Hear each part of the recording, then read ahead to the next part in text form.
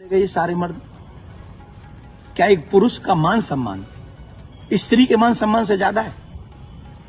हम स्त्री के मान सम्मान के लिए क्यों नहीं खड़े हुए? इसका मतलब ये नहीं मैं कह रहा हूं कि पुरुष का अपमान हो जाए तो हो जाए, अपमान किसी का नहीं होना चाहिए।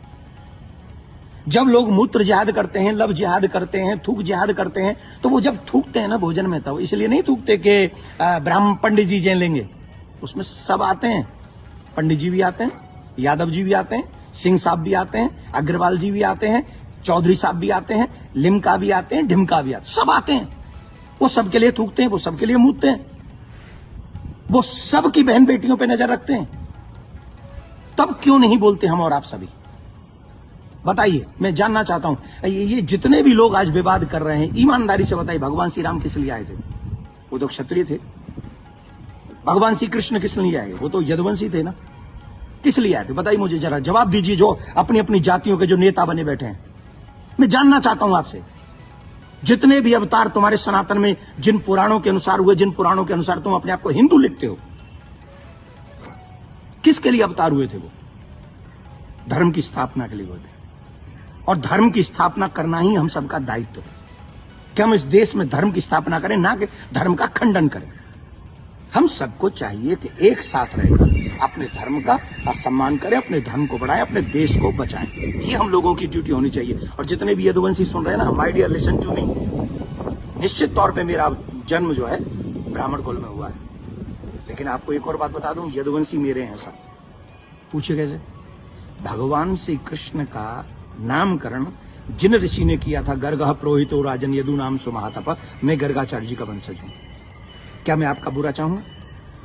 क्या मैं जाटवों का बुरा चाहूंगा? मैं चौधरियों का बुरा चाहूंगा? मैं बनियाओं का बुरा चाहूंगा? किसी का बुरा नहीं चाहता। मैं आप सबका भला चाहता हूं और इस देश का भला चाहता हूं। अगर आपको ईमानदारी से अपने इष्ट में निष्ठा है, राम में, कृष्ण में, परशुराम में, हनुमान में, देवी में, देवता में, तो आप शास्त्रों के बताए हुए मार्ग पर चलिए और धर्म का पालन कीजिए और उन बेधर्मियों से लड़ने के लिए तैयार हो जाइए जो हमारे देश में जाति का जहर घोलकर, कई बड़े बड़े नेता हैं, जाति के नाम पे कूद पड़े। बस चुनाव की सभाओं में बोल रहे हैं, चुनाव की एक कथा, अरे तुम्हारे इस नाम पे वोट लोगे? लेकिन महाराज जी, सवाल ये आ रहा है कि ब्राह्मणों के अलावा और कोई समाज का व्यक्ति कथा कर सकता है कि नहीं कर सकता? क्यों नहीं कर सकता भाई? कथा प्रवचन कहीं भी करे। हम अपने बच्चों को कहानियां सुनाते, कथा सुनाते हैं, क्या बुराई है? हर एक जाति के व्यक्ति, मम्मी पापा, दादी दादा, नानी नाना तो अपनी जाति के होंगे ना। कहानी सुनाए, कथा सुनाए, कोई बुराई नहीं है।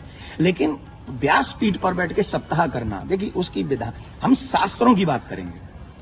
यहां मैं अपनी बात नहीं करूंगा। मैं ब्राह्मण कुल में मेरा जन्म हुआ है, लेकिन कितने ऐसे कार्य हैं जो मैं खुद नहीं करता। जैसे यज्ञ कराना मैं नहीं करता, क्योंकि उसमें मेरी नॉलेज नहीं है। विवाह कराना वो मैं कार्य नहीं करता। अंतिम संस्कार में भी जो 16 संस्कारों में से एक है, मैं वो नहीं करता।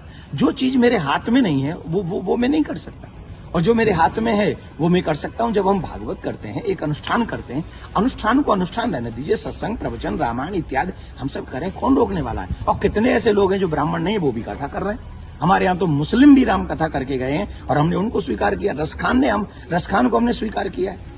रसखान के पद हम लोग गाते हैं। तो इसमें जाति के चक्कर मत पड़िए, जाति बंधन मत फैलाइए। मैं हाथ जोड़ के प्रार्थना करता हूं, आइए हम सब एक हों, सनातन देश और धर्म और आने वाली पीढ़ी को बचाएं। यही हमारा दायित्व है। जय श्री राम। ठीक है महाराज जी, एक सवाल और कि उनपे आरोप लग रहा है कि छेड़छाड़ की घटना में शामिल पाई गई। देखिए, न तो ये काम देवकी नंदन का है और न काम ये अखिलेश जी का और तेज प्रताप जी का है। जो चीजें हुई हैं, अब कह रहे हैं कि 2 आधार कार्ड मिले हैं। कोई कह रहा है उनको छेड़खानी हुई है, जो कोई कह रहा है उनकी चोटी काटी, उनका अपमान किया गया। तो इसके लिए संविधान है, इसके लिए प्रशासन है। हमें बांटना नहीं है।